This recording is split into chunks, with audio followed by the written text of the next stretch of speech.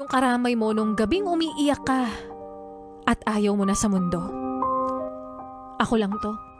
Yung babaeng pinapanood na habulin mo siya habang may hinahabol siyang iba. Ako lang naman to eh.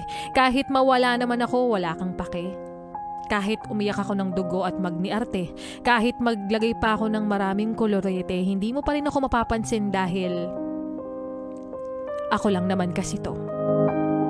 Na parang lumang mga damit na pilit mong isinusuksok sa dulo ng aparador mo.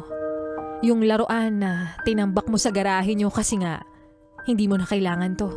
Yung sapatos na binato mo lang sa isang tabi kasi hindi naman mawawala yun dun sa pwesto, pero bakit ganun? Kung ako yung lumang damit na pinilit mong isuksok, bakit hindi mo na lang ako tinapon? Baka kasi ako yung paborito mo? Kung ako yung laruan na tinambak mo lang sa garahe, ba't hindi mo na lang ako pinamigay? Baka kasi mahalaga pa ako sa'yo. Kung ako yung sapatos na patuloy mong isinasantabi, gaano ka kasigurado na nandyan pa rin yan paglipas ng gabi? Baka sobra kang sigurado. Kasi ako lang naman to. Na patuloy na nagpapakatanga sa'yo pero minsan nakakainis lang. Bakit mo ba sa akin to pinaparamdam? Akala mo ba manihid ako para hindi ko malaman na para lang akong unan sa gabin mo lang kailangan? Parang palaman na tsaka mo lang ilalagay sa tinapay kapag hindi ka nasarapan. Akala ko, pag mahalaga na ako, hindi lang ako lang.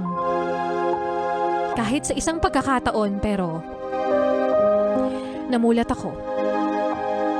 Dahil ramdam ko mahalaga lang ako. Pero hindi mahal mo. Kaya siguro, tigilan na natin. Kahit masakit para sa akin, kailangan ko nang tapusin. Kasi kahit tumambling ako at magpapansin, siya at siya pa rin. Kasi ako lang naman to. Kailangan pero hindi mahal ng mahal ko.